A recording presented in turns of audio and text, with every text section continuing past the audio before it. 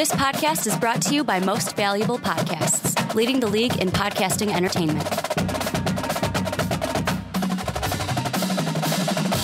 What's up, everybody? Ricky Widmer here, along with the one, the only, Brandon Swanson. Hey. And we are back for another edition of the Primetime Podcast right here on Most Valuable Podcasts. This is your one-stop shop for college football, college basketball. We give you the best talk. We give you the best analysis. And it's kind of it's a bittersweet day, I'm going to say that. Because today is the official day where both you and I love college basketball, but both you and I love college football at the same time. It's kind of like having two kids, and we're trying to spread the love equally. But let's be honest, there's nothing greater than a college football season. And today is the official day on the podcast where we say goodbye to one child, send them off to school for a couple months or so, and we welcome in a new child coming back from school where the school years are off in this little reality. And we end college football today. We transfer into college basketball / draft topics for the rest of the time. And we got a dandy for you guys. We're going to be talking national championship. We're going to be looking at Michael Porter Jr. Could he be making a return for the Missouri Tigers? And then we're going to look at the NFL draft, kind of taking a look at Mason Rudolph and Lamar Action Jackson to see which one we would take if we were in an NFL draft room. But before we get started, got some housekeeping. Number one, if you want to support us, make sure we can keep the lights on. Don't need the heat on today. It's a little bit warmer here in Chicago than it was last week. But go to patreon.com/Most Valuable Podcast for $10 a month. You can be on the podcast with us talking about whatever topic you would like to talk about. Then we're also selling MVP t-shirts. All that information is down below in the description. You can go ahead, get yourself some MVP gear, the first of its kind here at Most Valuable Podcast. And then last but not least, number one, if you're on iTunes, you have an iTunes, please give the Primetime Podcast a 5-star rating. It would mean the world to us. And then if you could do the same thing for the Onside Kick, the Fast Break, and the Rick and Johnny Podcast. And if you haven't seen it already, go over to mostvaluablepodcast.com. Because of our wonderful patrons, we were able to get a new website, and it looks absolutely fantastic. And Brandon, I got one more thing. Because Bowl Mania is over, we have a winner to announce. Am I correct? We have a winner to announce. It is not you. You did not win. You finished with 21 points. However, I'm putting an asterisk next to your entry because we didn't enter it until after that week 1 of games. So that 0-5, you could have technically had 3 more points and finished in either second or third place. So I'm putting an asterisk next to yours. I think I'm still going to claim a national championship. You're going to claim a national championship? Yeah. Well, I finished third. You had 21, could have been a 24. I had 23, could have been a 24 if Georgia would have won last night. But the winner of our Bowl Mania pool is character 1, 2, 3, 4, 5. So here it is. I've got the prize right here. It's what I brought in today. And I'm going to reveal it for everyone. It is a classic Golden Girls t-shirt, and it says Stay Golden on it. Stay golden because you won the gold medal here for the Bowl Mania. I'm going to throw that over to Brandon so that he can see for himself. Sorry for hitting the microphone there, B. Is this one of your old shirts? No, that's a brand new shirt. It's a Golden Girls shirt, has all the Golden Girls on it, and it says Stay Golden on the front because you won the gold medal. Character. So here's what you got to do, character. You got to email us at mostvaluablepodcast@gmail.com and just send us a screenshot or a picture of the little ESPN drop down, just proving that you're logged in and that's you. And then we'll set everything up to send you your Golden Girls t-shirt for winning our Bowl Mania pool. But Brandon, let's get into it. We had one dandy of a game last night, and I'm going to ask you this question to start off everything. This is, to me, the question I was wondering today as I was at my cubicle at work. The game we saw last night, not just college football playoff, but all time, was this the best national championship that we've ever seen in college football? I don't know that we're able to say that. Well, okay, in our lifetime. Because I was going to say, what are we comparing it to? Are we comparing it to the best ever? I would probably have to say it. It wasn't, but I would say in our lifetime since we've been watching, I think it's been It's definitely been one of the better ones. I would say last year's was a great one as well. I would say that the game, what was it? Just the first Rose one. Bowl. No. Oh, you're saying no, the first one within the college this new playoff the format. one with O.J. Howard where he had that big play running down the sideline. You're talking about that one? The first meeting between Alabama and Clemson? No, it has nothing to do with Alabama. It's the game. It was Oregon and Ohio State. Okay. That was a great one too. So I can't say that this was the best one, and I don't want to because then my people who already hate me because I'm an Alabama fan will say, "Hey, don't say that because he's an Alabama fan and they won." And you talk just like that. I know you do. But I would say that this was one of my favorites, only because we really did see a good game. It's certainly a tale of two halves.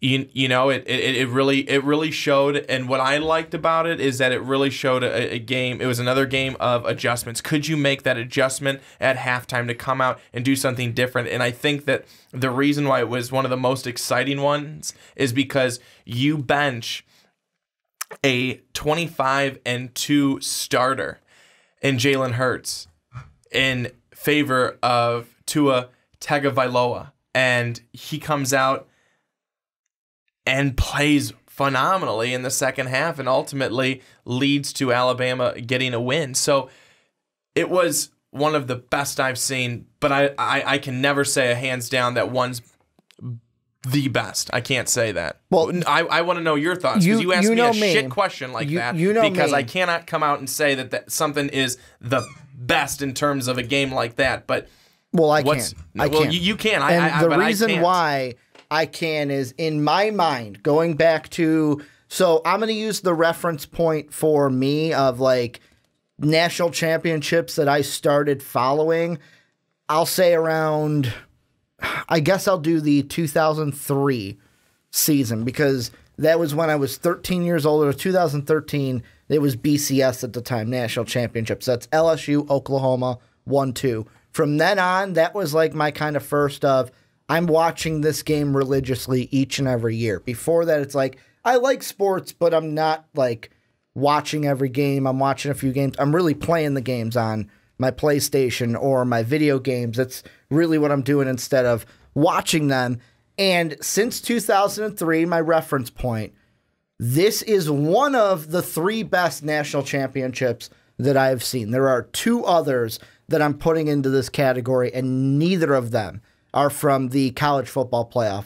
The first one, this is in no particular order. The first one was the last BCS championship that we ever saw. Jameis Winston going up against the Auburn Tigers. That was the year where Auburn got into the BCS with the kick six that beat Alabama in the Iron Bowl. The other one is the 2005 season, the 2006 Rose Bowl with Vince Young, USC, walking it off winning, even though I believe I wanted USC to win at that time. I don't remember. I just remember it was a great game.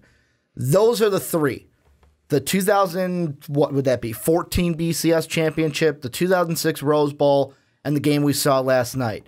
The top three national championships that I've seen. Now, is it the best? No. I would say the Texas one is the best. However, that's nostalgia kind of kicking in. That one's kind of, it's like a fine wine. It's been sitting there. It's been fermenting. It's been aging over time. And whenever you have something great, the more time you get, you think better and better and better of it, even if it wasn't that great at the time. And I'm not saying that championship wasn't great. It's just probably gotten better. We've hyped it up over the years because of how great it was at the moment. The thing I loved most about last night, and this is me sitting on it, sleeping on it, because last night, because you were there, I was an emotional fan. That's what I was. I was all in on Georgia. I was kind of watching as a Georgia fan, even though I'm not a Georgia fan. I just wanted Georgia to win so badly because, A, I picked them to win. B, I wanted someone other than Alabama to win again. However, after sleeping on it and after letting all those kind of fandom feelings go away, the best thing about this game was exactly what you said, was the who could make the adjustment but the way I would say it is the thing that made this the best game like of the season is it was the most non-Nick Saban game I think we've ever seen. Like, Nick Saban, to me, is a guy where it's like, he might sit there and think, you know what, I should pull Jalen Hurts. I should bring in Tagovailoa. However, I'm not going to do it. I'm going to keep Tua on the sideline, and I'm going to keep Jalen Hurts in there.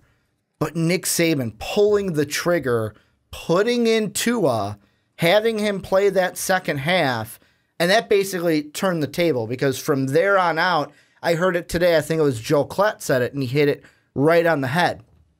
Early in the game, Georgia was ruling the game because they came out, they let Jake Fromm throw the ball. Like, you know what, Jake, we're putting it in your hands. We're going to have him throw the ball early. Then after we get up, we're going to change the game plan and go to our run. Hit him with a surprise with the pass, then go to what our strength is in the run. And with Jalen Hurts in that offense, it was a lot of 3 and outs. Like I said at halftime, I sent a tweet out. The 2 big stats that I thought of from the first half for Alabama, 3rd down conversion, time of possession. They were not staying on the field long enough on offense. That defense was coming out, and they didn't have much time. You put Tua in, we're getting some offensive consistency going. That defense is staying on the sideline for about 5-6 minutes. It's catching its breath a little bit. Then at that time, Alabama could say, you know what? We're going to unleash the dogs on Jake Fromm because now we have a fresh unit coming out there over and over, and that's what changed the game. We're going to convert a little bit on 3rd down. We're going to keep the ball for more time of possession. The Alabama defense got less tired, I would say more rested, I should say, in between drives, and then they were able to be more effective against Fromm and the Bulldogs. Well, you look at what worked so well in the Rose Bowl this past year for Georgia. It was the fact that they leaned heavily on their running game, and they ran the ball very, very effectively. Both Nick Chubb and both Sony Michel ran the ball very well. So if you look to last night, that didn't happen. Sony Michel, I think, ran the ball pretty well, but Nick Chubb was bottled up throughout the evening. I think he had 18 carries for 25 yards. You are right on the button there. Sony Michel also had 14 carries for 98. So he did well. I mean, he was able to get some running room, but it certainly wasn't anything. Neither got into the end zone either. It certainly wasn't anything like the week before, where Sony had 4 touchdowns overall, and I think on 11 touches. So it was really incredible in that game. But then you also look that you're going up against Oklahoma's defense, which throughout the year and for most of the time hasn't been looked at as a strong defense. They showed that they were a stronger defense this year. I think that's a reason why they were able to help get themselves to the playoff. Their offense helps, of course, but they showed some promise on the defensive side, but not in the game against Georgia. But then you look at Alabama, and they did such a great job on the defensive side of the ball against the run. I can't tell you how many times I was yelling last night at the TV at certain Alabama, letting your fandom come out. At certain Alabama defenders in the backfield, they kept falling down on all their routes. It's like, what are you doing? Yep. Get off the turf and play some defense. It's not helping at all by you falling down on all of these cuts that a receiver's making and letting them go for 80 yards and a touchdown. Yep. So those were things that Georgia was able to do to Alabama early. And Jalen Hurts, as much as I think that he's a good quarterback, I like him a lot. I think he makes some great plays. What he did last night was he was so much more willing to run first. And he did have some success running the football. I believe 6 carries, 47 yards for him. He was the leader for a while in that category for Alabama until they got things going. But he was failing to be able to really make reads down the field and then feel comfortable and confident to be able to make those throws. He was really, really struggling. He looked very much out of his comfort zone doing that. And part of it, I think, that is attributed to Georgia's good defense and their defensive pressure and the rush that they had against him. But I think another part is that we're still seeing that Jalen Hurts isn't fully comfortable as a pocket passer. I was just gonna say, as a pocket passer, He's a guy who still really relies on his wheels to be able to make plays outside of the pocket to do that, which is a good thing, but to a point. And I think we saw that last night. And for Nick Saban, it got to a point where he believed that he had what now looks to be a secret weapon, what he was pulling out a secret weapon, which is no longer a secret. And Tua Tagovailoa, he did an excellent job last night. He came in, he played very confidently, and what Tua was able to bring was, as I just mentioned, a confidence with his arm, a confidence to make a throw deep down the field, not just a crossing route, not a crossing pattern, not a check down to a running back, deep down the field strikes to wide receivers, things that really help to jumpstart the Alabama offense, things that help to move drives, get third downs. Well, not a whole lot, but that they necessarily converted for, because what they were doing is they were on first down, they were getting another first down. It was coming to second down, they'd get another first down. They didn't convert on a whole lot of third downs throughout the night, but they did end up getting a lot of first downs in the second half. Yeah. On first down and second down. That's what Alabama's jumpstart was and kickstart was last night. And that's what ended up helping them win the football game. It's because Nick Saban, you said it, that Nick Saban did not, it was not a Nick Saban-esque game, but what it did was that it showed people why he is the best coach in all of college football, because it doesn't matter. Everyone knows Alabama as this team who's up almost all the time by a lot, because they're either just that much better than their opponent, or they're playing Mercer. And it's the same. I mean, that's the same thing. And people will say, well, they play, a couple of these cupcake teams in their season. They do. And you and I had a conversation about that last night. I'm going to bring that up. That's going to be at the very end. That we're in agreement about that, but I'll wait for that then. But they know Alabama to win these games big, and for Alabama to have no points at halftime against Georgia, everyone's thinking Georgia's got, not everyone, but a lot of people are thinking Georgia's got this. Yep. Nick Saban is not in a spot that he is going to do well in, because that's so many times people talk about, they're never in this spot. They're always on the other side. Can they even make a comeback? And Nick Saban said, screw that. It doesn't matter that we have no points. It doesn't matter that we only had 4 first downs. We're going to make a change, go to someone who I think is going to bring us some better outcomes, and we're going to make it happen. And that's exactly what happened. He was lucky enough to be able to have that happen for their team last night. Here's one question. I've got 2 questions in my head. The last one's going to be what you mentioned about kind of my biggest worry for the kind of aftermath of this game.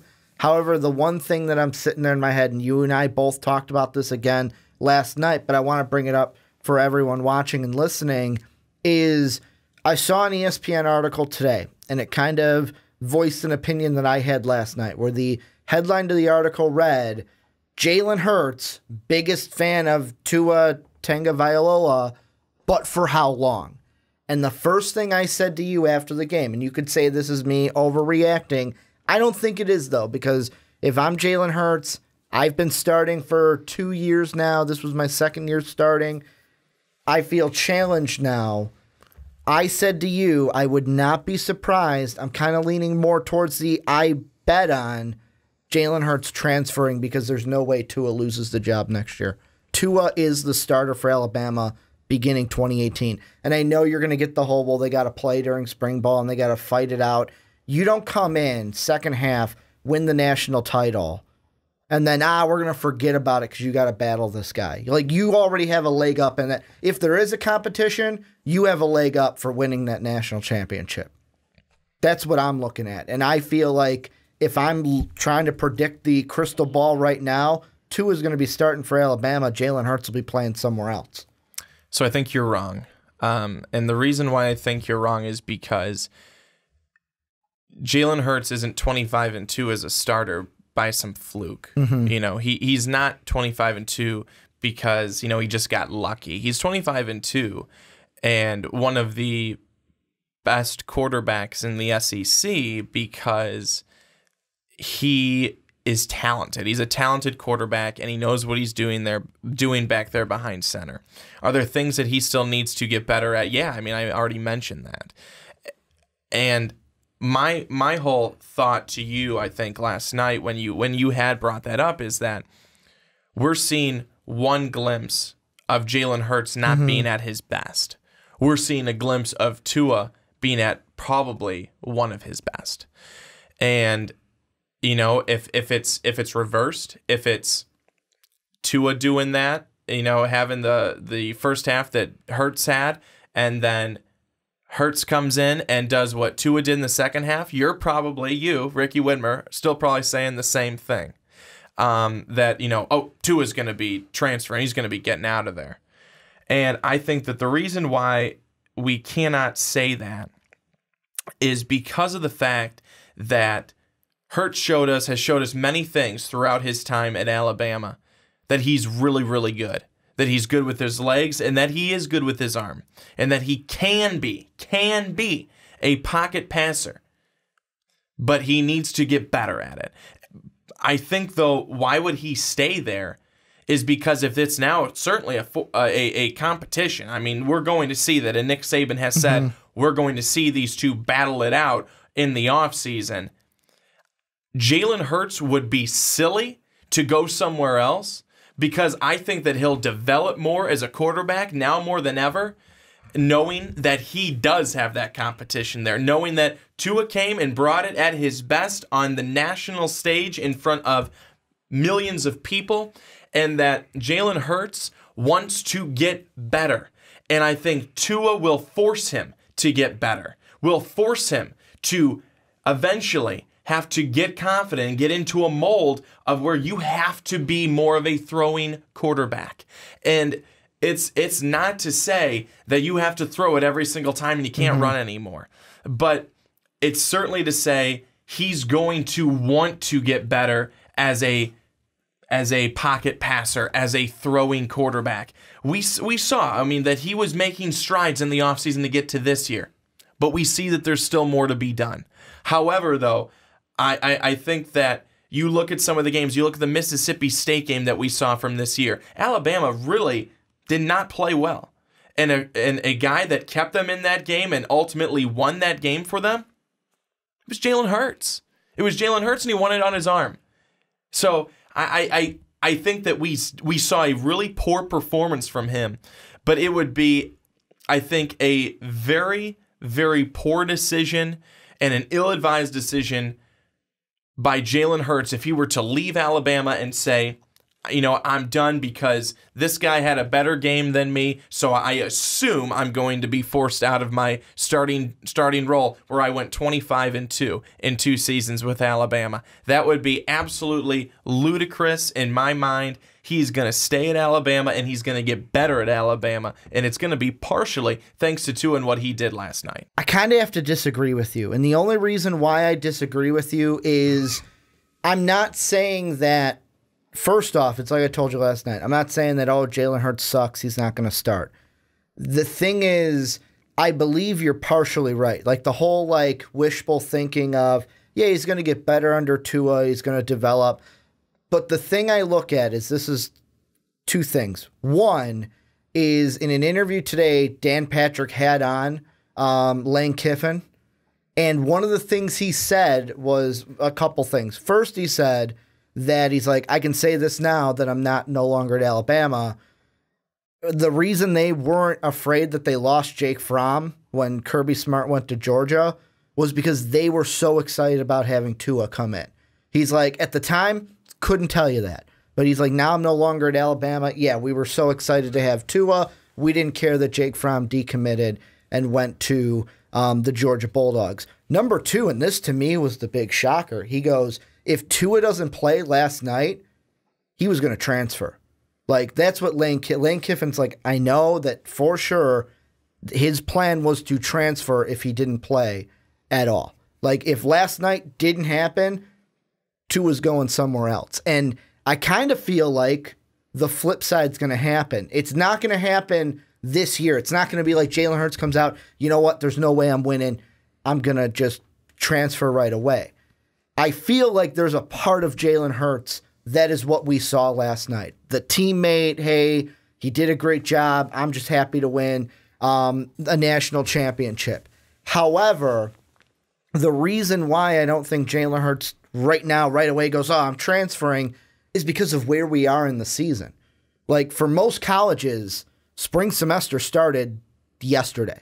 We're recording this on Tuesday. Most of them started on Monday of this week. So you're kind of behind the 8 ball. He's like, most football programs are, he's like, Lane Kiffin even says, like, yeah, this week we started. Like, we started the semester shortly after. We're going to start our preparations for the next football season. This is where your early enrollees even come in to get a leg up on everything coming in for the new football season. So this is how I see it kind of mapping out. Jalen right now is an Alabama Crimson Tide. What's going to happen is we're going to go through spring football. We're going to go through the off season. There will be a quarterback battle. Of course, Nick Saban's not going to be a guy to say Tua won it because he won the national title. Of course, there's going to be a battle. But what I think is if Tua wins the battle, which I'll be honest, even after one half last night, like hearing Tua explain what he did on that final catch and then watching the replay, I'm like, that's pro-level shit right there. Like pro-level stuff to look, hey, I'm going to look you off of my receiver and then go to him. Yeah. And then be able to explain that in a post-game interview. Like, I even said to you, I'm like, you know what? Last week I said Fromm's going to be the number 1 pick. Scratch that. 2 or 3 years, we're going to be talking draft, and we're going to be asking the question either on here or the onside kick, who would you rather have, Tua or Jake Fromm? And, we're going to be having that conversation. And folks, there might be another couple more scratch that's as we go along the way, and Ricky likes his flavor of the weaky quarterbacks. But I like what I see from these two quarterbacks, especially, like, I'm going to say Tua more so than Jake Fromm. The thing I like most about Jake Fromm is that leadership quality, and I think that's going to carry him. He's the one that's going to, I think, develop more so and more so. This was just the first time we're seeing him. But back to Jalen Hurts. I think what happens is, let's say he loses the battle, because that's what I think is going to happen. I think Tua's the better quarterback. I think that the only reason why he didn't start this season was Jalen Hurts was coming in only 1 loss from the year before, and this year was winning games. Really, like you even mentioned last night, he helped them win that Mississippi State game that they almost lost. He only lost 1 game this year as well. Like last night was probably the worst that we've seen Jalen Hurts play all season. However, what I could see happening and what I think will happen is Tua wins the job. At that point, Jalen Hurts has the decision. I have officially lost the job. Do I sit there and become a backup and probably be Tua's backup for my final 2 years, barring an injury to Tua? Or do I go ahead and say, you know what? I myself am deciding to redshirt this junior year.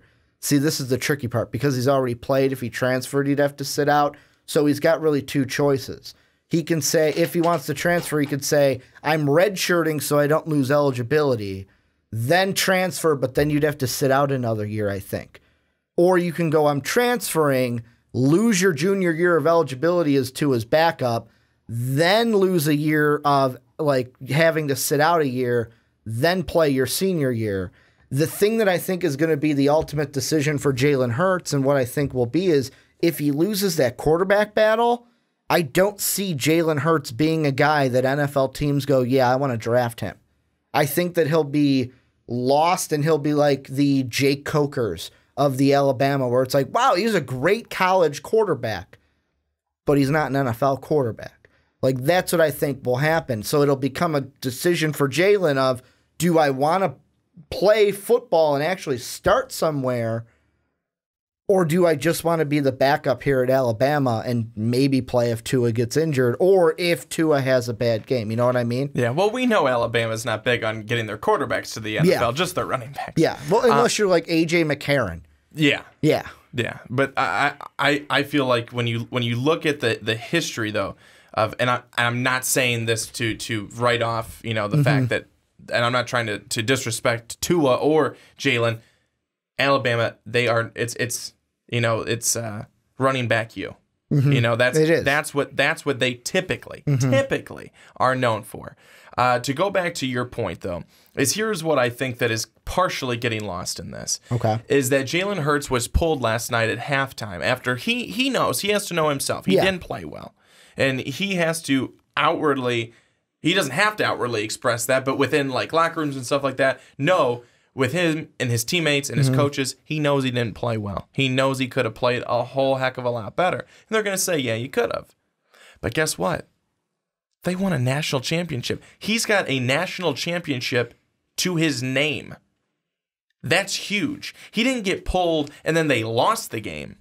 Now, if he would have gotten pulled and they still lost the game, now there's maybe a little bit more incentive and reason to say, you pulled me and we still lost. You didn't even give me that chance to bring us back.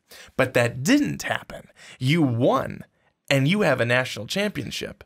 See, that's the thing that maybe it's because me personally, if I was in Jalen's situation, and of course, like I said, it all comes down to this upcoming spring if he loses the job, which I'm going to be honest, right here and now, I'm foreseeing Tua being the starting quarterback next year. I think at this point, there is no way that he loses that job unless he basically space jams it and forgets how to play football.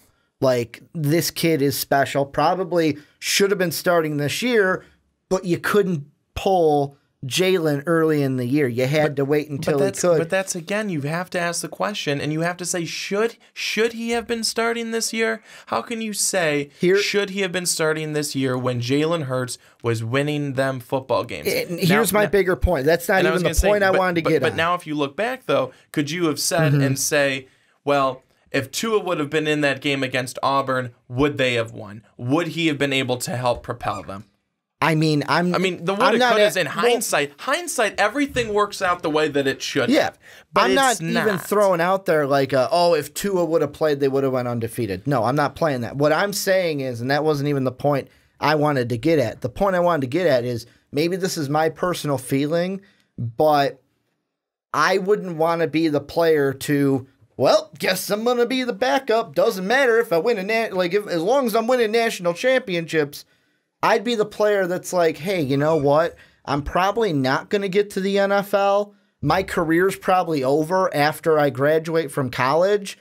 I want to go out there and actually start. And I want to go to the team that's going to give me an opportunity to do that if that opportunity is not here. But that's, again, me. If I was the football player, I wouldn't want to just sit behind a guy and be content because, I'm winning national championships. No, I would want to then be like, hey, you know what? I love being here, but I know the reality of it, and I want to go somewhere else where I am going to start and get to play football, because there are guys where it's like maybe we know it best because we went to a smaller school where once you're done as a senior, you're done. You're not going to the NFL. For the most part. That's how low, there was only one player in my college career from the school that both you and I went to that even tried out with maybe two players out of my 4 or 5 years in college that even tried out with an NFL team from the NAIA. And that's something that I think we can't tell if that's going to happen right now, but that's going to be the thing that kind of decides this. What I want to move into, because we've already gone really long on this is the last thing I want to bring into this, is what you mentioned earlier. Conversation you and I had last night. You referenced to it when you made fun of the Mercer game. My biggest worry following this national championship is that teams will now look at Alabama and go, not the team in general. I think this year Alabama proved that you can say anything about their schedule, they deserve to be in the college football playoff. I know Ohio State fans can say, we deserve to be there. Did you see us beat the crap out of the Trojans from Southern Cal? Yeah, I did. But Alabama went on to beat the team that everyone had them favored. Everyone was picking Clemson to win that game. There were a few people picking Alabama, but the majority were picking Clemson to win that game. And then even in the national championship, yeah, they were favored by Vegas, but there was still a huge contingency that's like, I think that Georgia goes ahead and pulls this one out. I think they were more of an underdog pick-wise in the Clemson one, though. They go out and they beat, to me, the team that everyone had penned to be in the national championship, and then they go out and beat probably the best defense and the best mirror to themselves. It was basically like looking themselves in the mirror last night with what Kirby Smart brought to that team. But what I fear will happen is that college football teams look at it and go, you know what? Based on the committee, based on what I've seen, I'm not going to take that stab. I'm not going to go out there and play in Oklahoma. I'm not going to go out there and play in Ohio State. I'll schedule a Citadel. I'll schedule a College of Charleston. And a couple that I want to just throw out there really quick. This is next year's non-conference schedules, just some of the big teams that we've seen. Clemson, they're going to do a carbon copy, basically, of what they did this year. They're going to play 2 cupcake games in Furman and Georgia Southern, just like they did against Kent State and Citadel this year, and then play at Texas A&M. But, Texas A&M, new head coach this upcoming year, so Jimbo Fisher going to be just kind of getting his culture set up. We don't know what we're going to see from the Aggies. And then South Carolina, because they're always going to play the Gamecocks in that rivalry. Then I go on, you go to Oklahoma. They're going to play Florida Atlantic, which I got to give Florida Atlantic credit. I'm going to do that in a second. But they play Florida Atlantic. They're going to play a Chip Kelly team where Chip Kelly's just coming in, and guess what? He's losing Josh Rosen, and then Army. So their schedule already is not what they were. This year was UTEP Tulane. Good luck trying to lose to those teams. And then Ohio State, their only big game on the non-conference. Florida Atlantic, though, I got to give them credit. I know Frost is leaving UCF, but they're playing at Oklahoma in September. Then late September, they're playing at Southern Florida. Hey, national champions, we're coming to you. And then they're playing Air Force and Bethune-Cookman. So those are their 2 cupcakes. But they're the ones where it's like Lane Kiffin. I love Lane Kiffin going to Oklahoma next year saying, hey, you know what? Let's play a big dog. But moving on to the other big guys, Ohio State, they've got Oregon State, TCU at a neutral site in Texas, and then Tulane. You've got Penn State playing Appalachian State, Pittsburgh, and Kent State. Nothing to really talk about there. Wisconsin, the easiest of everything I'm looking at. Western Kentucky, New Mexico, and BYU. Kind of similar to what they did this year, except for Florida Atlantic because of what Lane Kiffin was supposed to what he did do this year. Then we have Georgia with Austin Peay, Mid-Tennessee, UMass, and Georgia Tech. And then the last one I'll say is Alabama. They got Louisville. This is a Nick Saban schedule through and through. We'll play Louisville to open the season in Orlando, Florida. So we're playing a neutral site close to Alabama, so I don't have to travel that far. Then we'll play Arkansas State, Louisiana Lafayette, and the Citadel. Come on. Are you kidding me? Like, this is what I'm fearing for teams. Because, like, Ohio State, I'm looking at them in 2020 and beyond, they only have 1 or 2 games scheduled in non-conference. If I'm Ohio State in 2020 with how things are going, I'm just saying, hey, you know what? I'll keep Bowling Green in Oregon. Mercer, come on. I'll even go to you to play. Come on. Come for a payday. So I've got a lot of comments on this. And the first one would be with Lane Kiffin. Lane Kiffin, you can say what he's done in the past, which hasn't been good with the programs that he's been at. He's got a pair. But I think he has learned what he's got to be able to do, to get recognition. And I know they schedule these. They say they schedule these, well in advance and everything like that, years out and stuff. But to be able to be playing Oklahoma, to be playing UCF, guess where he's going next in 2019 too to open the season? Who? Ohio State. He's going to the Horseshoe.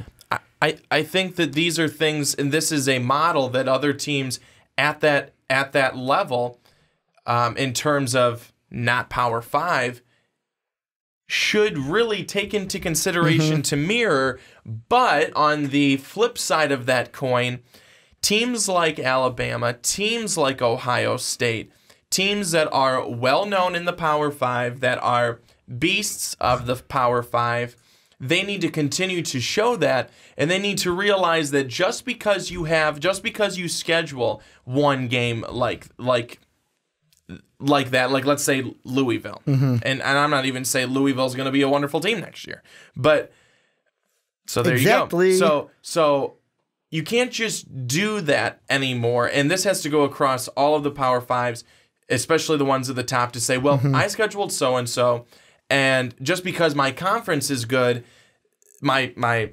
conference schedule, my conference teams that I play are good because I'm in a good conference. That is going to suffice for everything. They need to get stronger on the out-of-conference schedule. That has to be across the board. You know, I'm able to sit there and I'll bring up, you know, I talked about UCF. If they want to be able to get to the playoff, and if they want to be within the top 10 conversation, not at the very end of the year when everyone's already won the national championship, to then the AP come out and say you're 6, but when you're they got 4 first place votes. When you're actually playing and you're actually in a playoff, to get there, you need to be able to schedule the tough teams, but at the same time, those teams have to be willing to play you. And that is the problem, is that if teams are not willing to play them, shame on those teams. Because if they think they're that good, then they should be able to beat anybody. And I can't, you know, talk out of one side of my mouth and then say something on the other side. I as a talking head on one of these things, wants to be kind of consistent and say, you know, Alabama, and I didn't like it. And I've told you, and I've told you in the season that I didn't like Alabama playing Mercer at all. Can't even click on or at that point. Yeah, that was my joke. You couldn't click on Mercer. That's how. Oh wait, I could click on him now. Never mind. That's how, you know, BS of a game that the committee heard you, so they're like, hey, ESPN, can you make him fucking clickable so Brandon keeps shutting up? But you know what I'm saying. I know what you're saying. I know that we've been on this topic for a while already, so we're gonna have to move on. I know, but they overall, teams overall, Power 5, non-Power 5, they need to be able to try and schedule games that are against quality opponents outside of their conference, and those teams that they're trying to schedule with need to allow it, because I really think that's how we're going to be able to recognize your UCFs and teams like them in the top 10 earlier in the season, and for us to say, okay, UCF played Ohio State and UCF won.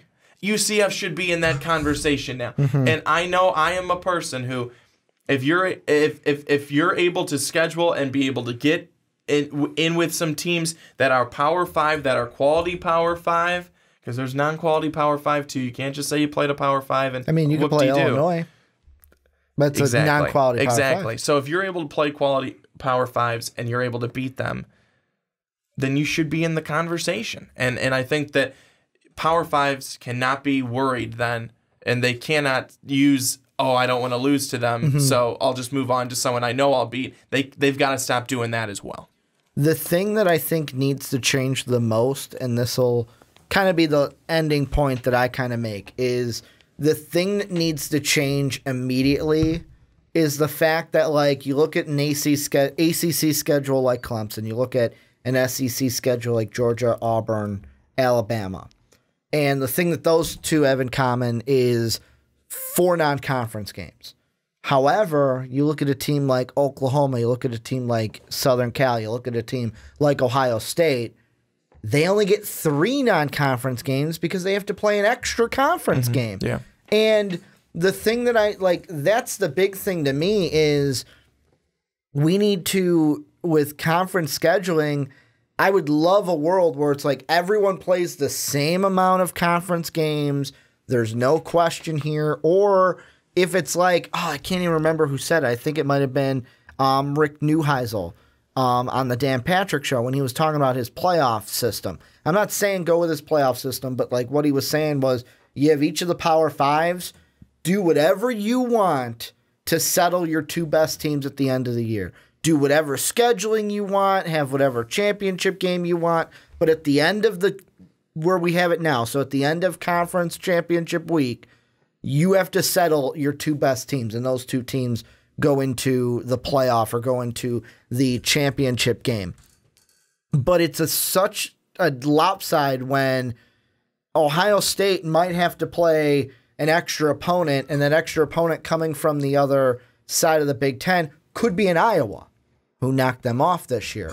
Whereas Alabama doesn't have that extra game. We can schedule Mercer for that one late in the season.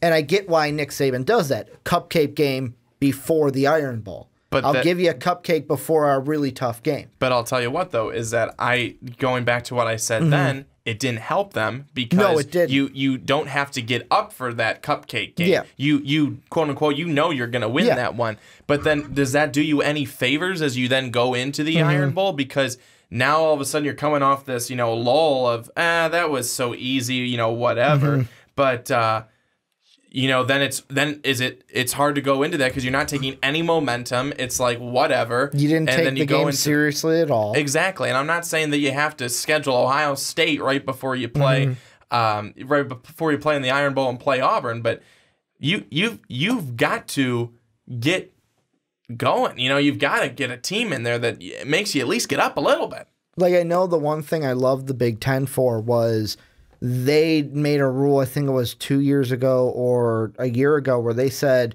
you know what, enough with this FCS crap. If you play an FCS school, we're going to penalize you. Or they're like, you know what, you can't play FCS schools anymore. So that's why we don't see that in the Big Ten. I think the big thing, though, is making sure it's like, okay, if you're playing 3, everyone's playing 3 non-conference games. Everyone plays the same number of conference games in the season. However, A, I don't think that happens. B, that's harder than it is. But we've gone on this enough. National championship recap, and then these two kind of extra conversations at the end. I'm going to turn it on to you guys, though. What do you guys think? What did you think of the game? What do you think of the Tua Jalen conversation we had? And then the scheduling little aftermath of that's my biggest worry of what this could happen to the future of college football. Let us know what you guys think down below in the comment section. But Brandon, let's move on. And I know that if you're on Blog Talk Radio, you're sitting there going, holy crap, guys, there's still more to this.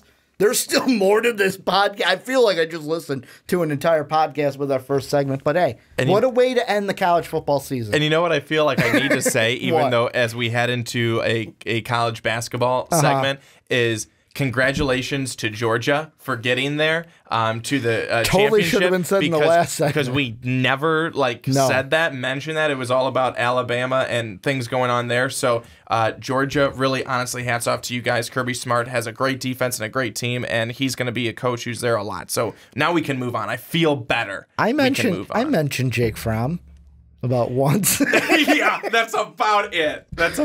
But you are right. But now we're going to move into college basketball, and this is where we take we put that foot down, and we're pivoting a little bit more. We're kind of setting that plant into basketball season. We're kind of doing a little kind of pseudo NBA draft topic / college basketball topic, whereas Michael Porter Jr., I said it about, I think on our big board actually, I said that there were reports from December 12th saying that, in 4 weeks, Michael Porter Jr.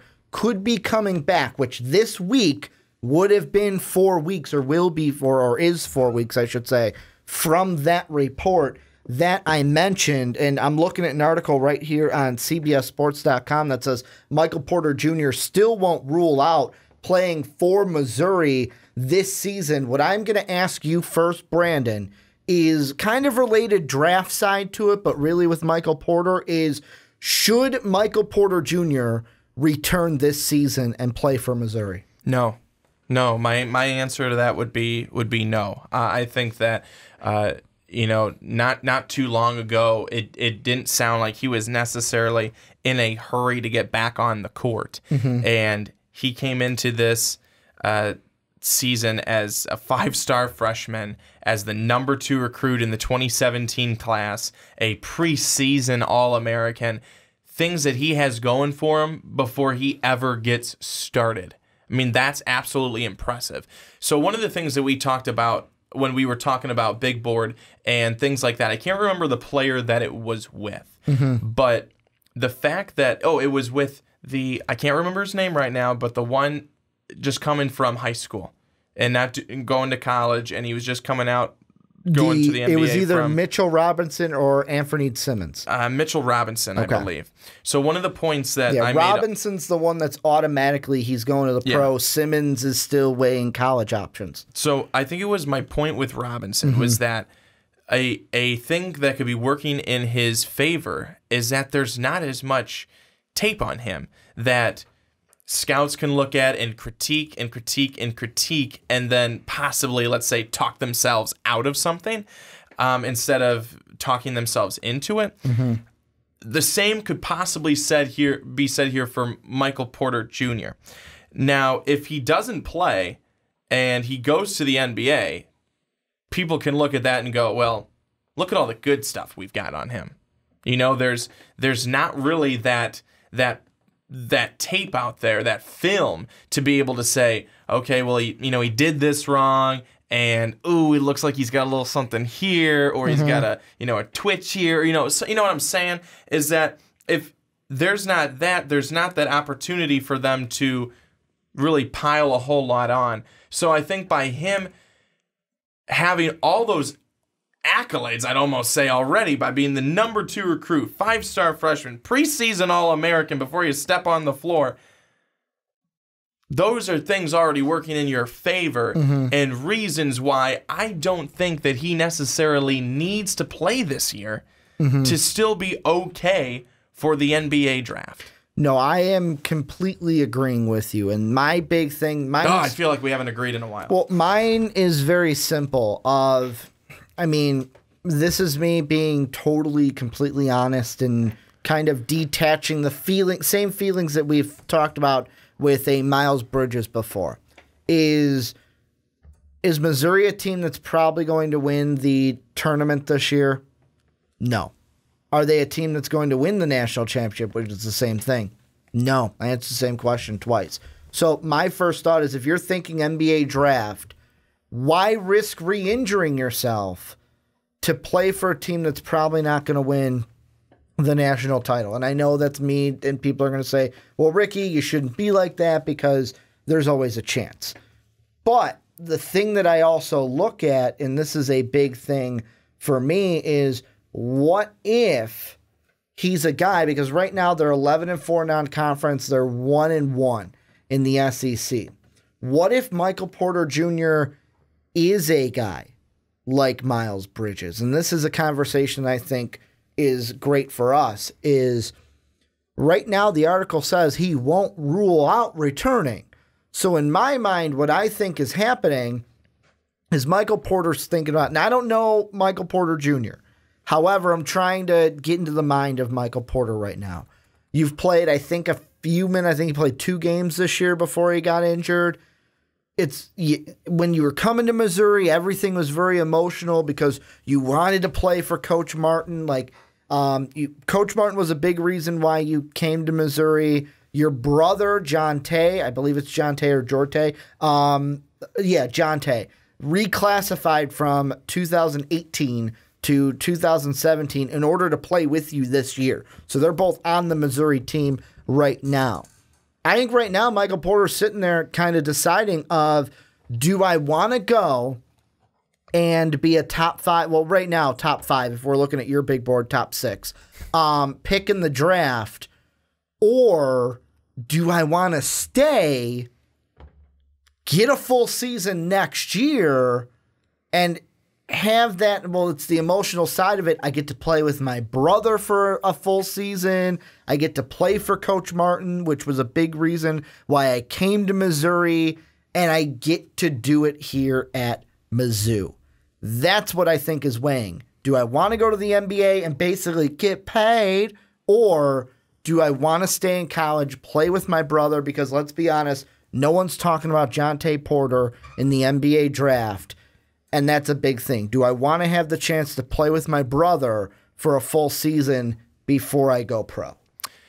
I think that there's a lot of things to look at here for Michael Porter Jr. And it was actually, I think, someone who made a comment in on one of our big boards, and it had to have been the one. Maybe it was 1 through 5 when I think you had him in there. So I think we talked about him at that point. Because I had him at 2. Someone, you had him high. Is that someone had commented and said, "Oh, it's just an injury. He can bounce back from that. He should come back, or couldn't come back." And someone then commented, dude, this is a back injury. This isn't, an ankle. This isn't, this or that or the other thing. This is a back injury, something that you really have to take seriously. And that's why I think that with him not necessarily being in a hurry to get back on the floor, from a competitor standpoint, you don't want to leave the floor. And that's, I think, still where Michael Porter Jr. is at. But from a understanding that this is your health and that this is going to be hopefully your livelihood for quite some time, you need to understand that you don't want to get back on the floor too soon. So for a back injury like this, certainly something you don't want to mess with. You take as long as you need to be 100%. And is there going to come a point when he feels he's 100%, like in his mind 100% he can go out there and do it? Yes. And is that going to be possibly different than 100% healthy? Yes. So I think that he really needs to wait till he's at 100% healthy to be able to get back on the floor, and whether it's this year or whether it's next year, and whether it's in the NBA or it's back at college again, to be able to, if he feels like he needs to prove or something here in college that he wasn't able to do this year, obviously because of the injury, or if it's something where he knows, okay, I'm being told I am still going to be a pretty high pick in the NBA draft this year, then that's something that you look at, and that's where Ricky has said that it's similar to Miles Bridges from last year. But I think, again, with an injury like this, you have got to be certain that you're okay to go back out there and not re-injure it, because it's not an ankle. It's not something like that. It's not a tweak. This is a full-fledged back injury and back surgery. That's pretty major. Well, I mean, when he was asked about it in his first media appearance since the season opener, he basically said that it's too early to tell, and the exact quote he said is, "My time is coming, I just can't rush it." So he's taken the recovery process slow. And the one fact I want to get right, someone's probably already told us in the comment section, I had to look back at the articles when he did commit. It wasn't that he wanted to play for Coach Martin. It was that when I think it was Coach Lamar was fired from Washington, where he was originally going to go, his father, Michael Porter Sr., was on that staff. After that staff was all let go, Coach Martin hired his father. So now that adds another part to it, is do I want to go to the NBA, get paid, or do I want to stay in college where for one more season I can actually play with my brother, and me and my brother can play for my dad? Yeah. And have that kind of father-son kind of trio for one full year in basketball. I know what people are saying, though. Go pro, because you don't want to risk an injury. I'll be completely honest. When when Miles Bridges came back this year and they were playing Ferris State in an exhibition, and Bridges went up for a block and kind of got checked at the hip by a ducking shooter and landed face first on the turf, my heart skipped a beat. Holy shit, we were right. He should have went to the pros. That is what people are going to, obviously it's don't risk an injury. You've already had an injury. Don't risk it again. Go and get paid if a team's going to draft you. Plus, there's other people on the other side of go to the pros, kind of I'll use Joel Embiid as the story, where, yeah, he could have stayed in college, but the coaching and the training staff that you get is better at the pro level and can help you, maybe help you with your back injury, maybe help you overall coaching. However, I wouldn't be surprised, like I said, if this is a Miles Bridges situation, and if Michael Porter doesn't play this year, let's say he doesn't play the rest of this year, if he sits there and goes, I want to play with my brother and for my dad, so I'm going to stay. But here's what I think, and this is what I'm going to kind of move into this before we move into what his return would mean for the Missouri Tigers. My prediction for everything is that I don't think, and I'm going to be wrong. I know I am, but I'm going to go ahead and say it anyways. He's not going to play the regular season. What's going to happen is the entire regular season he will not play, and then come conference tournament time, he'll judge then. If Missouri's on the bubble and needs a couple quality wins, he'll play that first tournament game. Or he might play like that Vanderbilt game, Arkansas game at the end of the regular season. But I think it's either he plays towards the end of the season into the postseason, or he doesn't play at all. That's what I'm thinking. And I'm still standing by. I don't think that he's going to play at all. I don't think he's going to risk the injury, and then he can reassess and reevaluate at the end of the season on whether he's going to go to the NBA or if he stays back in college for a year. Well, let's transfer a little bit and move over kind of at the end of this segment, kind of look at if he does return sooner rather than both you and I said. Missouri right now, like I said, was a 10-2 team. Now they're an 11-4 team. Got to throw out there bragging rights. What up? Illinois beating the Missouri Tigers. Got to throw that out there. 70-64 win whenever I can. But they're a team that went 10-3. The bragging rights game was their last non-conference game. 10-3 in non-conference. They're 1-1, beating South Carolina on the road, losing to Florida at home. They've got the rest of their SEC schedule, which consists of big games against Auburn, 2 against Kentucky. They're going to play Alabama on the road with Colin Sexton. They're going to see Tennessee, who's ranked 24 right now. I want to ask you this, Brandon. If Michael Porter Jr. returns sooner, rather than when you and I say he's going to return, you say next season, I say towards the postseason after the regular season, what would his return mean for the Missouri Tigers in this conference play? Oh, well, I think it would certainly boost them. I think it would certainly boost them to the next level. And one of the things that he's saying is he's watching all these guys, and he's like, I'm enjoying watching these guys. I'm enjoying what they're doing out there, on the floor.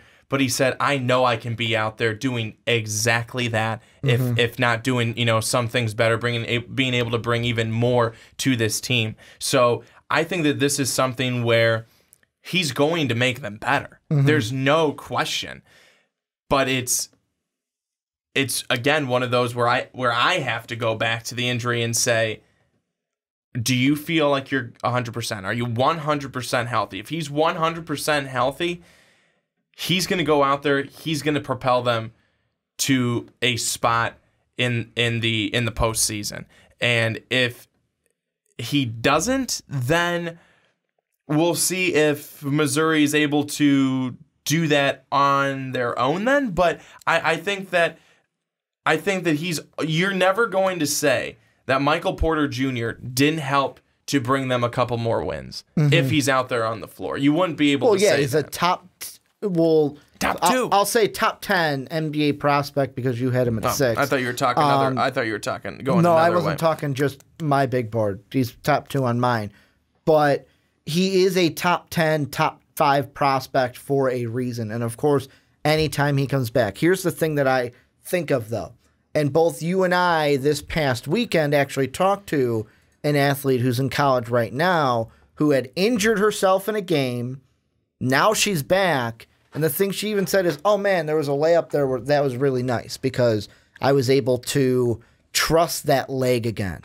And the whole thing is when let's say he comes back in the next 2 games, he's not going to come back and boom, be Superman right away. Like I know he's going through the recovery and everything, but when you're out on the court after an injury, whether it's an ACL, whether it's a back, whether it's a torn labrum, you have to trust that again.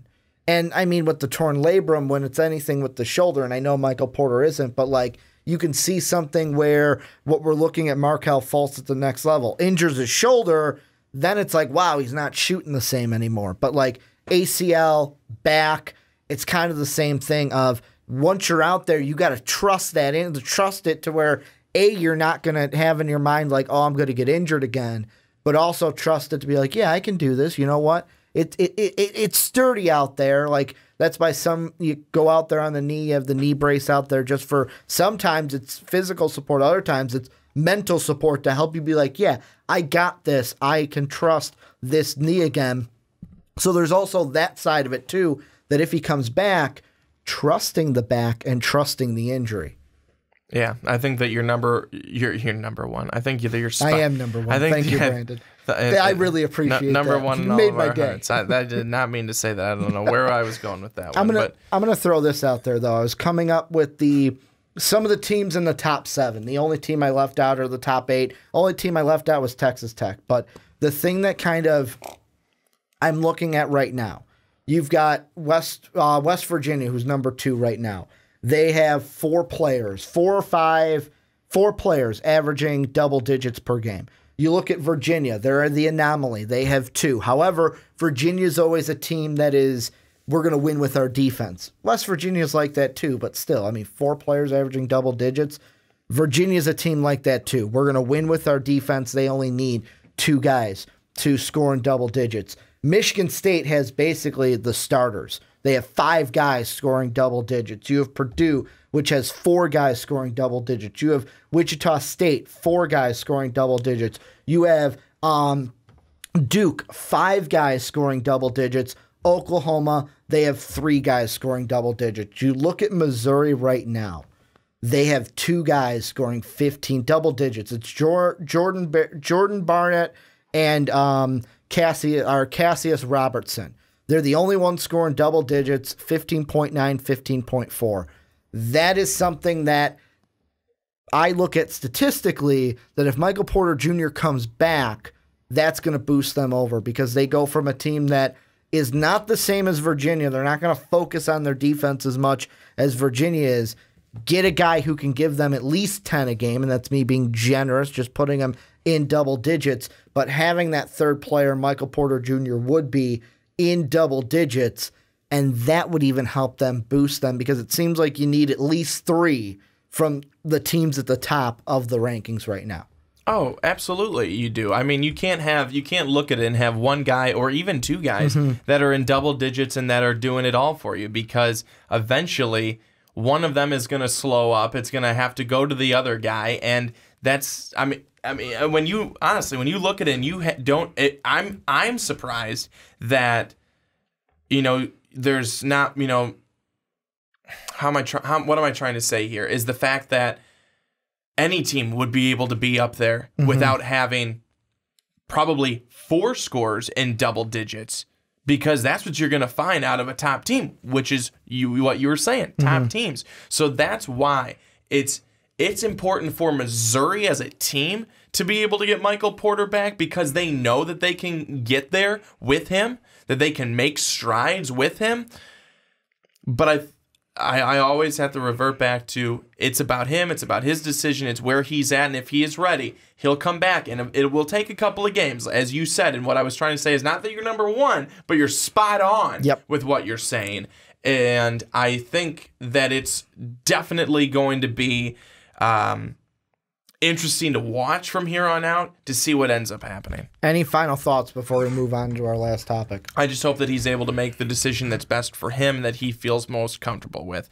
And clearly he can see that other guys do it. Miles Bridges, as we already mentioned, is a perfect example from last year. Well, this is where you guys come in. Let us know down below. First off, should Michael Porter Jr. come back? Whether if you're looking at it from a draft side, you're looking at it from a Mizzou side, let us know what you guys think down below. And then also, if he does come back, what does that mean then for the Missouri Tigers? Does he make them a tournament team? Will they still be a team that's kind of on the bubble? Let us know what you guys think down below in the comment section. But Brandon, let's end the podcast talking about a little bit of college football NFL drafts down. What we're looking at is we're looking at 2 quarterback prospects today. We're taking a look at Mason Rudolph, who is a guy in the onside kicks mock draft, did not make it into the first round for our 1.0. However, on our big board for 1.0, he did go ahead and make it into your big board. He was number 24 on your big board. We're also looking at Lamar Jackson, who I'm looking at your big board. I don't think he was on it, but with mine, he was also the same as you had Mason Rudolph. I had Lamar Jackson at number 24. And then on our mock draft, Mark and I both had him in the first round. Mark had him 29 to then the Vikings. I had him 32 to then the Steelers. Is that Lamar Jackson? Lamar Jackson. Okay. And those are the two we're looking at. Mason Rudolph, Lamar Jackson. And I'm going to throw you the question first because I never throw the question at myself. When it comes to the NFL draft, who should teams pick? Should they pick Mason Rudolph over Lamar Jackson? Because I feel like the consensus is that more people are talking about Lamar rather than Mason Rudolph right now.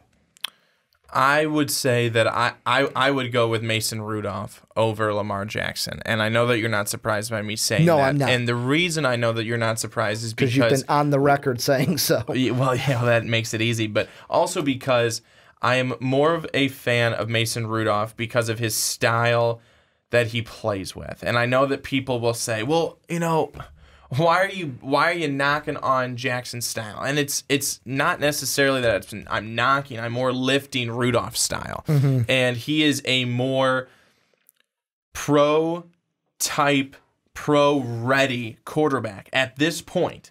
And not saying that Lamar Jackson cannot get there, but at this point, Mason Rudolph, at 22 years old, redshirt senior who threw over 1,400 passes in his collegiate career, looks better as an NFL-style quarterback than Lamar Jackson does. Mm-hmm. Is Lamar Jackson able to do more things? Because does he also bring that style in his running game? Yes. And does that possibly make him a bigger threat? Yes. But I still think that most teams are looking for the style that Mason Rudolph brings as opposed to what Lamar Jackson brings. And I do not at all say that this is going to be something that plummets him. But the last game that he played as a college quarterback was not good. His bowl game was horrific, and one that you want to forget. And is anyone going? Well, is anyone? Of course they will, because they're terrible. But should anyone look at that and go, okay, write him off, he's done, we're not taking him? If you're smart, you won't, and they won't. But you certainly then want to be able to see some things in the combine. You certainly want to be able to go back and look at all of his other things that he's done well. Mm-hmm. Everyone has a bad game. We talked about it, with Jalen Hurts, and we know that people have a bad game, but we have to remember their good games and the good things that they bring. But you also have to do the same with Mason Rudolph. He had some really good stretches this season. He had some really big clunkers where not only did he fall off, but Oklahoma State just fell off in general. But then he kind of came back towards the end of the season and really, I think, wrapped it up well for him. But I think that the one thing, if there was one thing that I had to point out and pick out and say that Mason Rudolph is going to be the guy that I would take, it's because his style is more pro-ready and more geared towards an NFL quarterback style that we look at today. I will say this is a couple things. First off, the one thing I want to say is if you're one of those people that are going to say, Lamar Jackson, 4 INTs in the bowl game, get him out of town, then you're probably the same person that thinks Josh Allen is the greatest thing since sliced bread because of his bowl game in the Idaho Potato Bowl. Because polar opposites. Lamar Jackson, great season, bad bowl game. Josh Allen, shitty season, great bowl game. So that's the polar opposite to that point. The thing that I think is, should teams think of Mason Rudolph over Lamar Jackson? Really, it depends on the team to me. And the thing that I look at is with Lamar Jackson, one of the biggest things that everyone is saying, and it's not completely false, is he's going to have to work on his accuracy at the next level, becoming a more accurate quarterback. You can't have games where there's only a few quarterbacks that can throw 4 or more interceptions in a game, Matt Ryan, and still win that game, Drew Brees. However, I don't see Lamar Jackson being either of those two guys.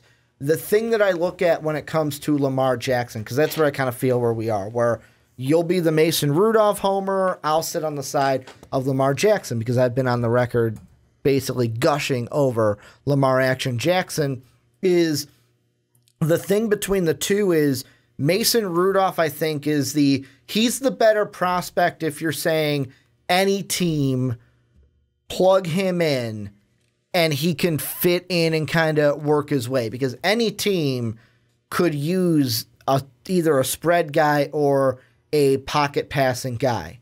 The thing with Lamar Jackson is he kind of needs three things I'll say. First off, and I say this, and the first thing I think of is Matt Nagy talking about Andy Reid today during his press conference with the Bears is, first, he needs a coach that trusts him. Second off, he needs a coach that knows how to use his strengths to the team's advantage. And number three, he needs to be in the right system. He needs to be in the right situation. And the first one I kind of bring up for that is Russell Wilson. He was a guy drafted in the 3rd round. Everyone thought, you know what, he's a 5'11 quarterback under 6 foot, not going to happen. However, he's in the right system. He's with a coach that trusted him from day one. It helps when you do have a phenomenal defense for most of your career, but it seems like Russell Wilson has been in the right system when it comes to the Seattle Seahawks. The other thing I've seen about Lamar Jackson, people saying is, oh, well, his frame and his size might be a problem. 6'3", 211. Not the height necessarily, but the 211 part. There are some quarterbacks that are having success in the NFL that are kind of similar. I'm not comparing them to this, by the way. I'm just saying they're similar in size and height. Deshaun Watson, he's an inch shorter, but 4 pounds heavier. You have Tyrod Taylor, who is 2 inches shorter, but 4 pounds heavier. You have Deshaun Kaiser, these are the two that are outside. Deshaun Kaiser, who, yes, he's an inch taller, but he's about 20 pounds bigger. And then obviously Cam Newton, who he's the specimen to where, yes, he's a mobile guy, but Lamar Jackson's never going to be 6'5", 245. So I look at it and I kind of see Lamar Jackson being, like right now, I could see him being a player to an NFL team eventually that Tyrod Taylor is. However, look at Tyrod Taylor's time. He spent 4 years with with Baltimore. Obviously, he wasn't going to start over Joe Wacko Flacco. However, then he goes to Buffalo after being in the league for 4 years, and now he's the starter of the Buffalo Bills, who finally made the playoffs. And let's be completely honest, if Tyrod Taylor doesn't get injured on that last series, they might make it a game in Jacksonville rather than Nathan Peterman throwing that interception. So I look at it and I go, can Lamar Jackson be successful?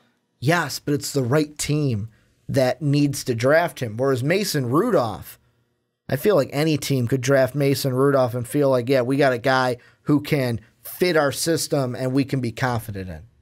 So I want to just say a couple of things here, going back to Mason Rudolph, that a couple of AFC guys said, and these are quotes.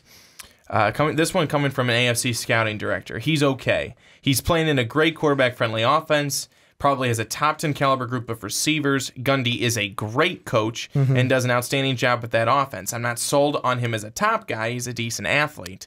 He's tough and runs that offense well, but not sure the video game numbers he's going to put up this year will translate to the NFL. So that's an AFC scouting director. And then you have an AFC personnel exec saying he's got good size, but his arm strength is lacking and he's inconsistent with his accuracy.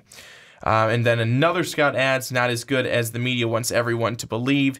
He's a day 3 guy. His accuracy isn't as good as the numbers show. His receivers make a lot of tough catches for him. Arm strength is adequate, not tops. What's the difference between him and Bryce Petty? So, interesting comments that people are saying. And now those are coming from AFC scouts, AFC execs. Yeah. And now if it's the Cleveland Browns, you can take it with a grain of salt. But I think that ultimately, when you're looking at and you're saying, he's just such a solid athlete. He's one hell of an athlete. We're not sure how it will translate to the NFL, but one hell of an athlete. You know who they're talking about? They're talking about Lamar Jackson. I don't think there's one person who said that he is not just a freak athlete and can do it all.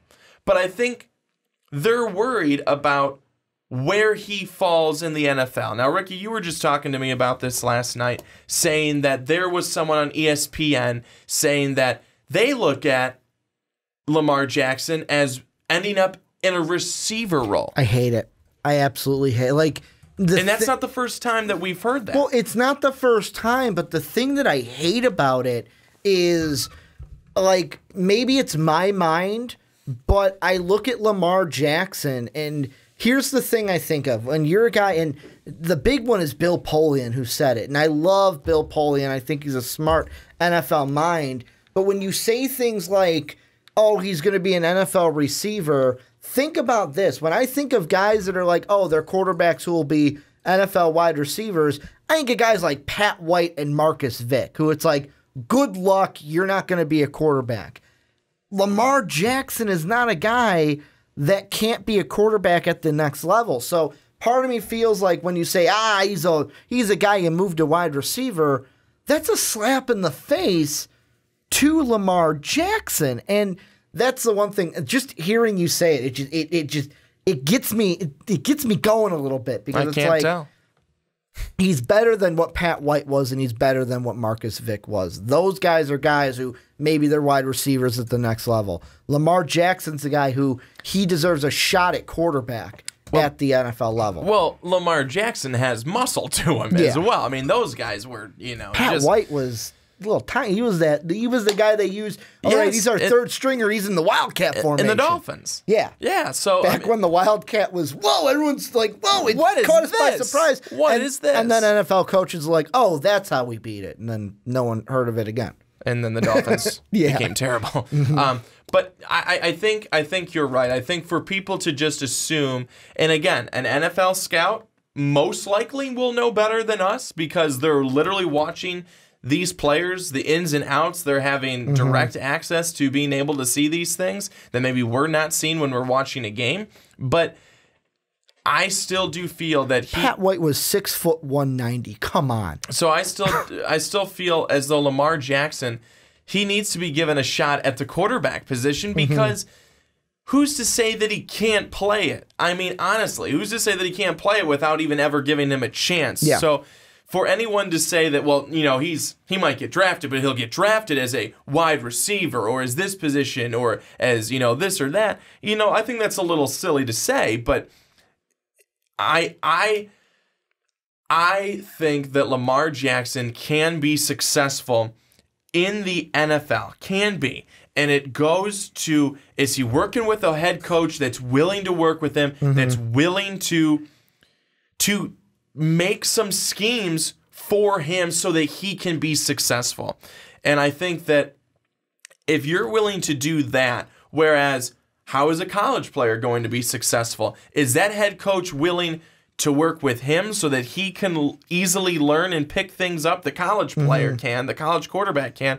Or is he going to be one of those, you need to fit into my system? I think that it's got to be one of those in the NFL where he's working with a head coach, he's working with an offensive coordinator that wants him to be on their team. That wants him to be on their team, that wants him to be their quarterback, and is willing to adjust some of their things and their styles to ensure that he's successful.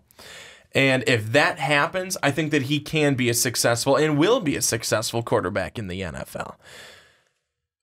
But I think that what most people are probably going to look at, and many people are probably going to see, Mason Rudolph is similar to what we've already got in terms of his style, his build, how he does things. We're more comfortable taking him. And I want to ask this question about Mason Rudolph, and this is probably going to sound stupid, but I'm going to ask it anyways. you mentioned in the AFC guys that were saying stuff. They talked about Gundy and the Oklahoma State system. Not that they're the same player, because I don't think they are.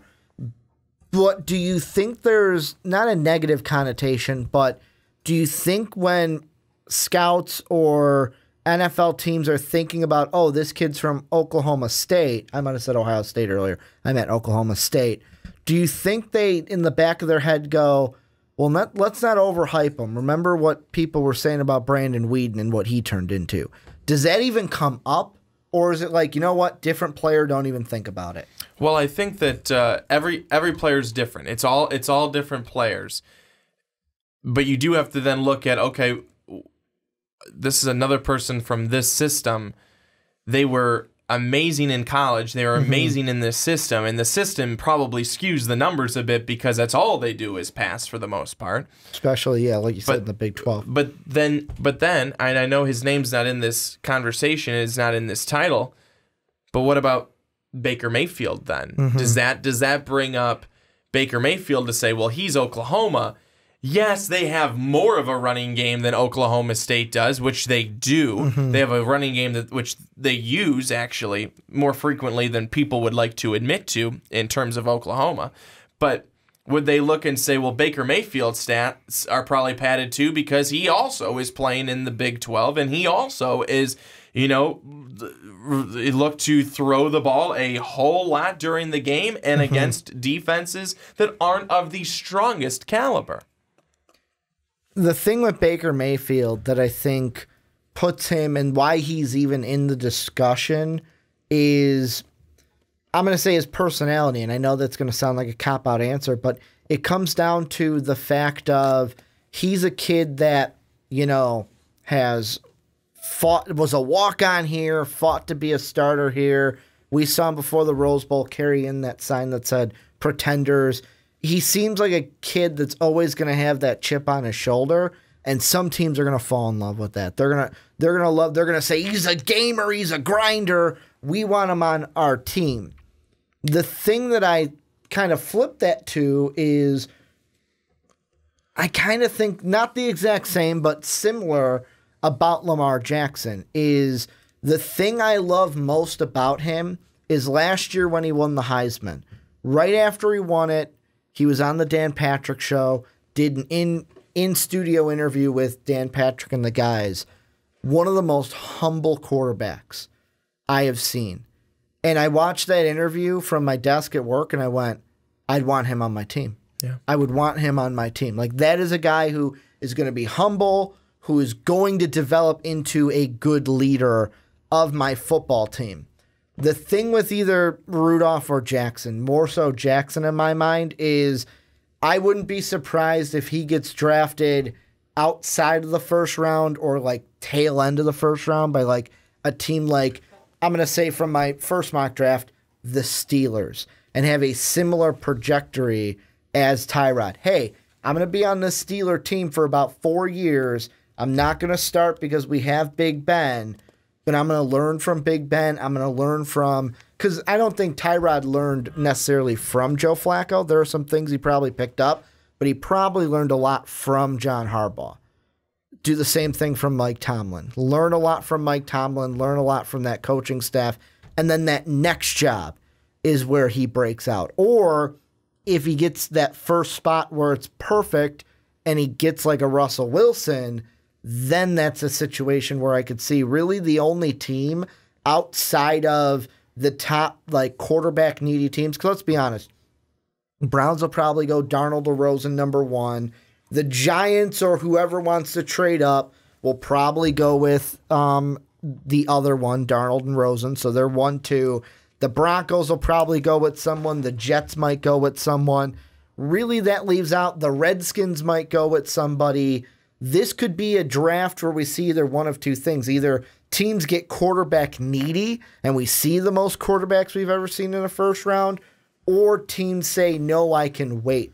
And the thing that I'm wondering, the one that I'm circling for both of these guys, is the last team on that list right now when it comes to the order is the Arizona Cardinals.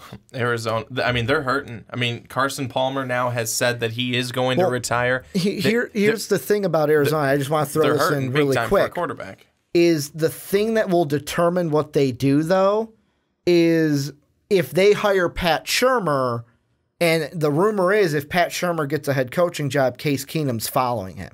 So if Arizona gets Shurmur and Keenan, then you can, do we draft Lamar Jackson or Mason Rudolph there, and they can sit behind Case Keenum, and we don't need them to start. But I feel like if you're drafting a quarterback at 15, I mean, I guess you can have him sit because Mahomes sat. Mahomes was drafted in the same area, and he sat. So, you know what? Screw it. You can have him sit if you do draft him at 15. Okay, so I've said this before. We've had a conversation about it before, but I'm going to bring it up again because it's still something out there, probably now more than ever. Hit me, big boy. Lamar Jackson, New England. I wouldn't be against it. Especially now more than anything else because of what we've just recently heard come out from New England where there's this, that, and the other thing going on there. And we've seen a guy like Jacoby be successful with New England who would be a similar style to Lamar, who's an athleticer quarterback than like a Garoppolo or a Tom Brady. And I would say even with Jimmy Garoppolo, a guy who's willing to be able to run a little bit, style similar to Brissett, but someone who is still willing to run, who is still a good athlete. But you know, some could probably argue that Lamar Jackson's a better athlete than Jimmy Garoppolo is in terms of a more freak athlete, more skills than Garoppolo is. And, you know, it's an argument some people will be on both sides, but that would say something then. And to be on the New England Patriots and possibly, and I would say possibly, before it wasn't possibly, now it's possibly work with Bill Belichick if he's there, that would be pretty incredible. So I just think that the New England Patriots and what they have going right now as of today, anything could change later on, but Bill Belichick is able to really help guys develop and turn guys into something really, really good. And I don't think that he would be a guy who would write off Lamar Jackson as he'll be a wide receiver. Bill Belichick would work with him to make him be the next quarterback because that's what he was trying to do with Jimmy Garoppolo. Jimmy Garoppolo is different in the sense of no one, I think, ever questioned that Jimmy Garoppolo would be a wide receiver, but I do think it's different in it's similar in the sense of he wants to develop a guy. He really wants to be able to develop a guy and make him his next, not project, but the next best thing, the next great thing. Because what they've done with Tom Brady, what they were able to do, Tom Brady being himself so good, Bill Belichick being himself so good as a coach, I think that would be something, a project that they would be able to take on and say, you know what, we're not afraid to work with them. We want them to come here. We're going to end the podcast. You guys come in, let us know what you guys got down below. I looked at my phone. Mark's sitting outside. We got to let him in. It's a little too chilly for Mark, but this is where you guys come in. Let us know, would you take Mason Rudolph over Lamar Jackson? Would you take Lamar Jackson over Mason Rudolph? Or do you see neither of these two being first-round quarterbacks and you think they should be second and beyond guys? Let us know what you think. That's going to do it for the Primetime Podcast. A little housekeeping here at the end. First off, for character 12345, remember to email us. Brandon, show him what he won. You got to show him one more time what he won. Because you're golden, baby. You won that gold medal. Folded up. I don't. You got to stay golden. There Your Golden Girls t-shirt. Also, check out patreon.com/mostavailablepodcast to help support the channel. Can be on the podcast if you sign up for the $10 tier. Also selling MVP t-shirts. Go ahead and grab yours today. Information down below in the description. iTunes, if you're on it, if you have it, give us 5 stars for the Primetime Podcast. And last but not least, check out mostvaluablepodcast.com. Want to thank you guys for either listening on Blog Talk Radio, iTunes, Stitcher, TuneIn Radio, for watching on YouTube. But as always, have a good day, everybody.